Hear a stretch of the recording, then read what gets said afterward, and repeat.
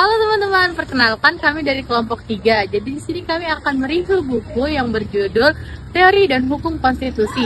Buku ini ditulis oleh Dahlan Taib dan buku ini diterbitkan oleh Raja Wali Pers. Buku ini berisikan 190 halaman kurang lebih.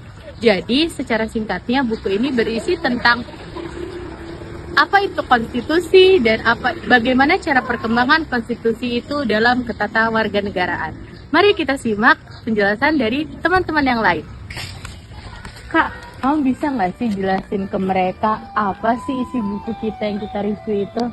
Oh, buku itu yang isinya. Iya, apa tuh isinya?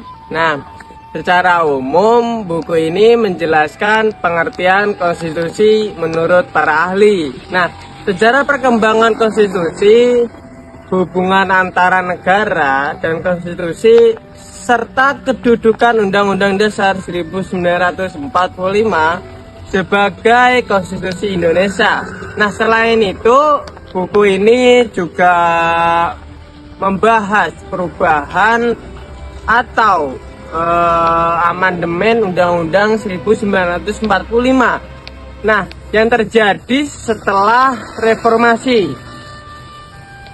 Penulisan ini menjelaskan bahwa konstitusi memiliki peran penting karena menjadi dasar dalam menjalankan pemerintahan dan melindungi hak-hak warga negara Indonesia. Seperti itu.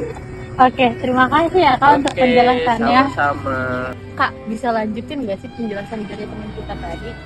Di sini saya akan menjelaskan tentang kelebihan dari buku yang kami baca. Jadi menurut kami kelebihan dari buku ini adalah pembahasannya cukup lengkap dan tersusun dengan baik. Materi dijelaskan dari dasar sehingga memudahkan pembaca untuk memahami hukum-hukum dalam konsep konstitusi.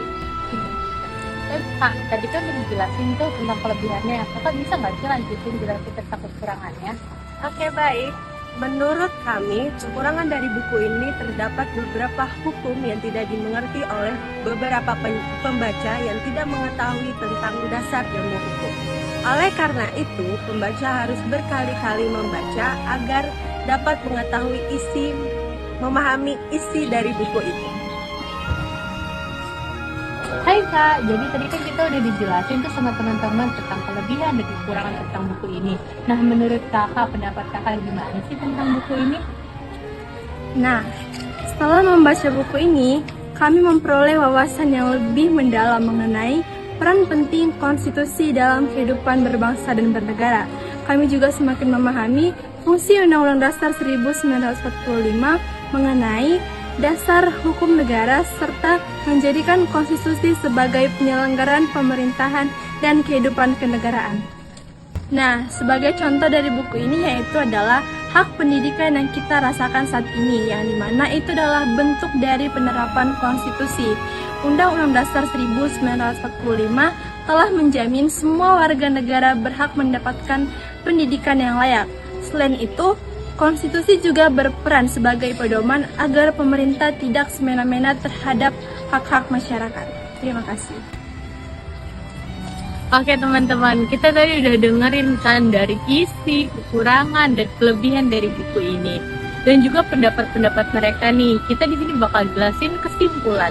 Jadi kesimpulan dari buku ini adalah kita dapat mempelajari konstitusi dan bagaimana cara penerapannya di ketatanegaraan Indonesia. Walaupun buku ini itu memiliki tata bahasa yang sulit dipahami, tapi buku ini itu memiliki alur yang jelas dan mudah dipahami oleh sang pembaca. Behind the scenes. Hey!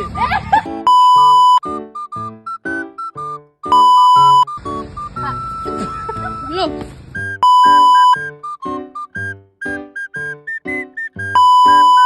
Kak, tadi kan udah dijelasin tuh tentang